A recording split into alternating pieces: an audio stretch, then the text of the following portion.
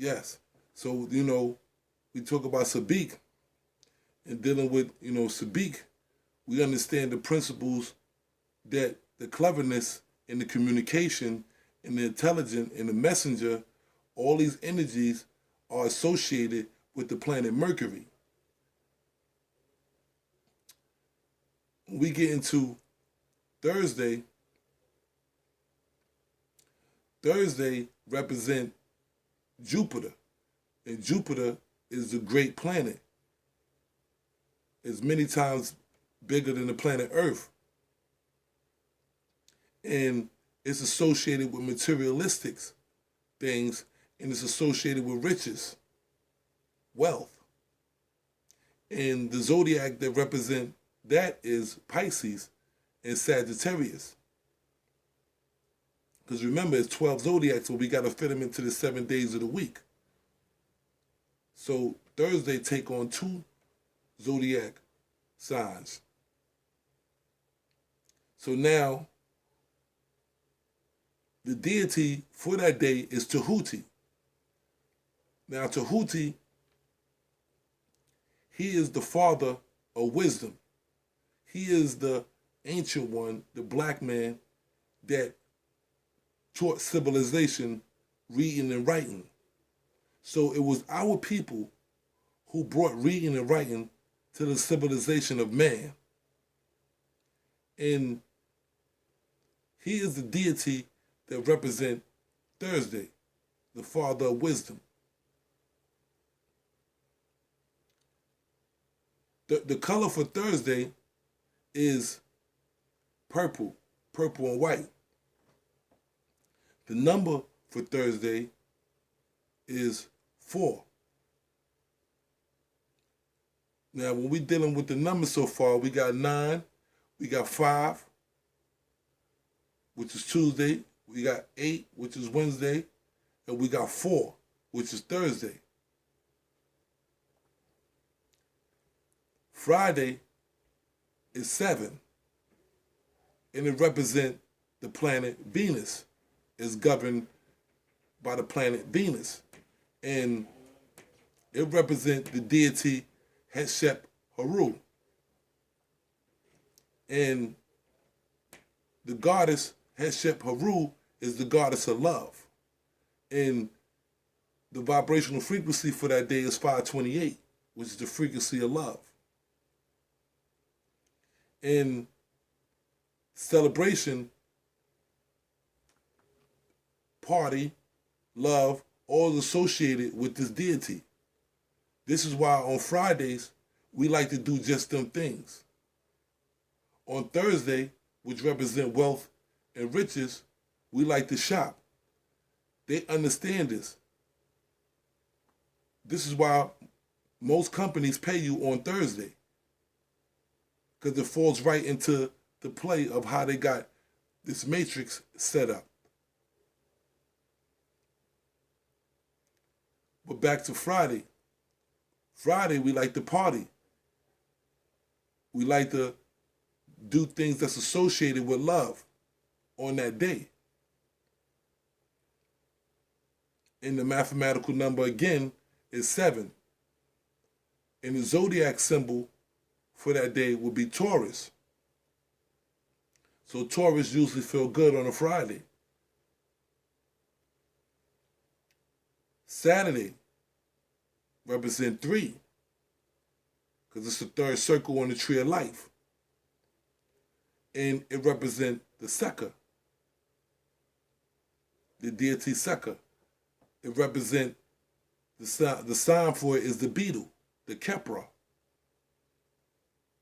And this is why the Jews associated the Kepra within their Kabbalistic teachings.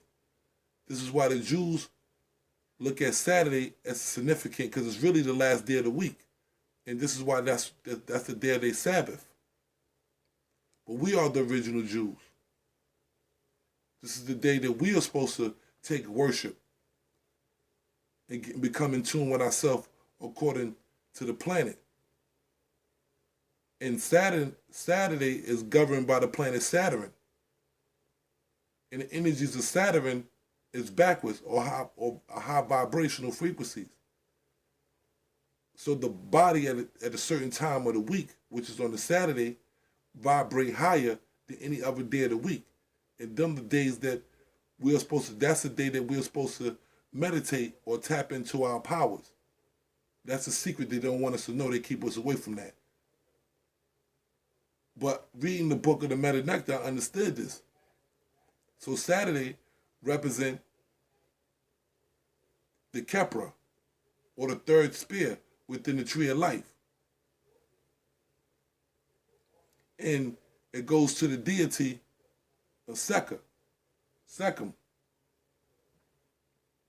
Sunday represent the deity Ra, which is associated with the sun, which is associated with the lion, which is associated with Leo, and which is associated with the color yellow, and which is associated also with the deity Haru, which is the sixth spear, and associated with the number 6. So the 6 is a powerful number on Sunday. So when we understand this, we begin to lock and channel into the days of the week. We begin to lock in on the right time, that the right wave and frequency that we're supposed to vibrate on. Monday represent the moon. And Moon Day and Monday is similar. If you take the O out of Moon Day, it spells Monday. Number one. Number two, the moon is governed, the planet is governed by the moon on a Monday, and the energies are the water, because the moon has a effect on the waters of our planet. So the color for that day will be blue, like the water. The mathematical number for that day will be 9. The deity for that day will be Aset, the woman sitting on her throne, breastfeeding the child.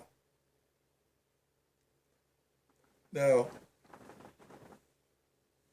when we look at this science, which they don't want us to get back to, we start seeing or unmasking all the cover-up, all the translations that they give us today, where it came from, where it derived from, where the origin, where the original text come from. So when I see this woman sitting on a throne, breastfeeding the child, and then I see the same figure in the Black Madonna, which the Pope kneeled down to and praised, and then I see the same figure in the Christian Bibles as Mary and Jesus, then I begin to see that they're taking information from the ancient texts and creating religions, cults, and all type of movements with our information. So it's important for us to get back to the original text so we can understand where we came from in order to know where we're going. This is why we're having a problem of advancing to the level that we're supposed to be. We got to become the god and goddesses that we once was on this planet Earth. And we can't do it unless we think like the god and goddesses of this planet Earth, or like the god and goddesses we once was. So the story is written in the ancestor text, or in the ancient text, and it talks about the ancestors, and it talks about 5 brothers and sisters, 5 hierarchies to Kim. And they was appointed by a black man named Tahuti, who brought reading and writing to the planet Earth, who brought reading and writing to the civilization of man. And he appointed 5 hierarchies of the planet and taught them the principles, the tree of life. And within these 5 hierarchies, there was 2 brothers, Ashar and Aset.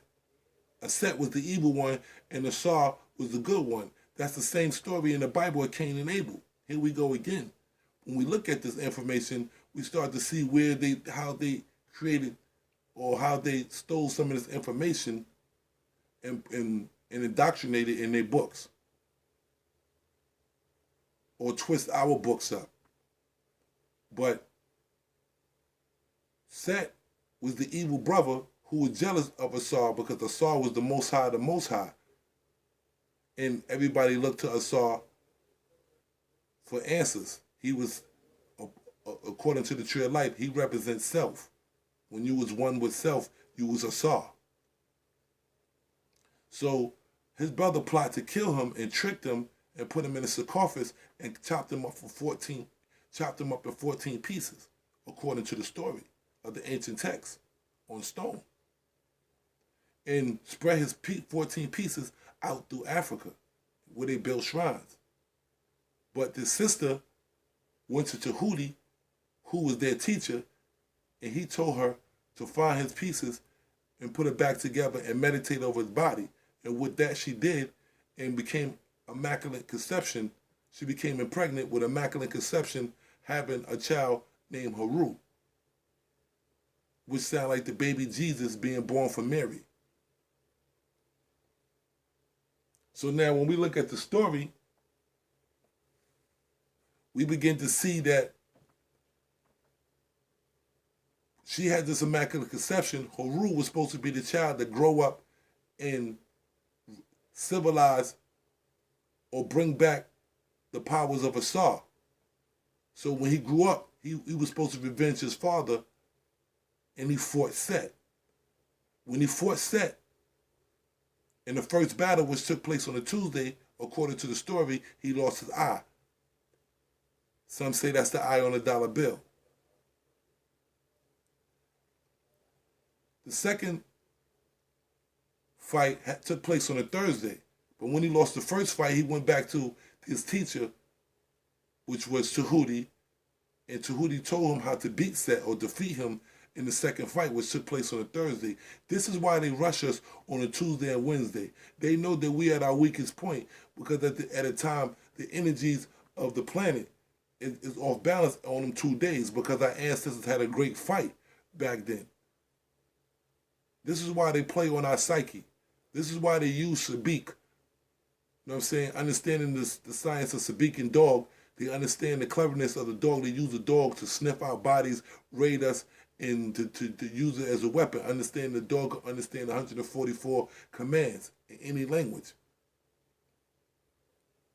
They're using the science against us, but they're studying our ancient ancestors. See, we know and understand that nature created technology. From a horse created a car. That's why a car got horsepower. A snake created radar, because a snake can see the heat within inside your body. So this is why they got animals inside laboratories and studying them, because through animals they create technology. A bat give off a vibration, can understand vibration, so they create sonar. So you got to understand what they're doing. We got to get back to our information, because this is our things. We understood, we knew this. A bird, you looked at a bird, and a bird created a plane. So our ancestors was deep. We didn't worship animals. We understood the characteristics of animals and studied the principles of these animals. They understood that. They know that. That's why they got laboratories and dissecting frogs and all that right now. But back to the story. So when Haru grew up, had the second fight and defeated Set, which by relationship is his uncle, he defeated him. This is where we might have said back in the day, set it off, set it. This is it's in the Akashic records. So some of these energies are still within us. We say words and sounds all the time that's associated with the ancient. We just don't realize it. It comes out naturally when we happy or feel pain.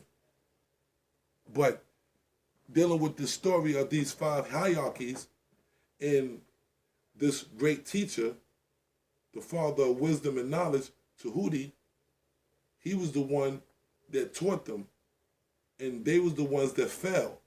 from the betrayal of Set killing his brother Asar. In the Greek, they say his name is Osiris. In the Greek, they say a Set name is Isis. To throw us off 6,000 years back, that's as far as they can go. So they only go back to the furthest as far as the Greeks. And don't want to go back no further, because once they go back further than the Greeks, then they have to go back to us. There's the racist, deliberate plan to keep us in the state of mind that we in. Only the devil can do that to a race of people.